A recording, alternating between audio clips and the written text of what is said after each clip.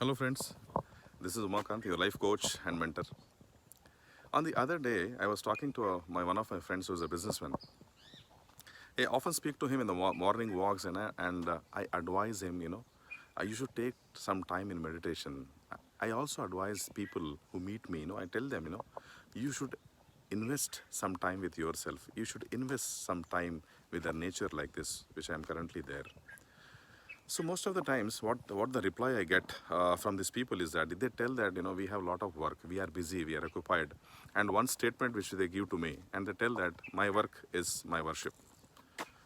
So I tell them, I think there are a lot of statements like this which has been made in the past, and people think that by doing their work religiously, they are actually doing a worship.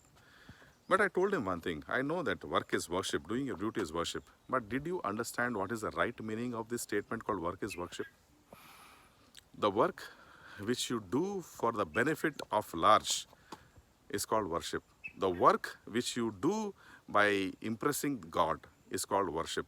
The work which you do as a dedication to the Lord will become worship. The work which you do without desire and attachment is called worship.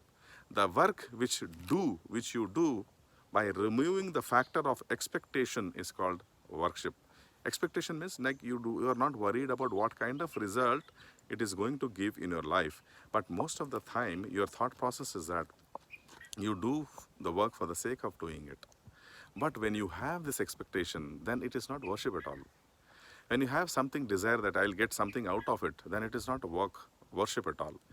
When you are doing the work for filling your own stomach, that is not worship at all. When you are doing the work only to get some monetary benefit, then it is not worship at all. So what is this worship part here coming up here?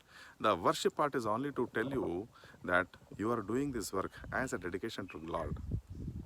You also remove the factor of doership from this, and you make the doer. Lord will become your doer. When Lord will become the doer, the work which you perform benefits to the large people and it gives the positive results. So please understand, before making this statement that work is worship and all these things, you should understand what does this worship all means, and what does this statement all means. So these factors, the three things which we have told is that, you remove the desire and attachment towards work, you will be free. And you remove the result orientation from the work, you will be free. You remove the doership from the work, you will be free.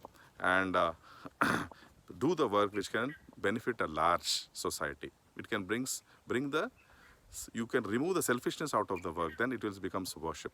So all these things are important while doing the work and while making a statement called work is worship. So hope your work is also worship.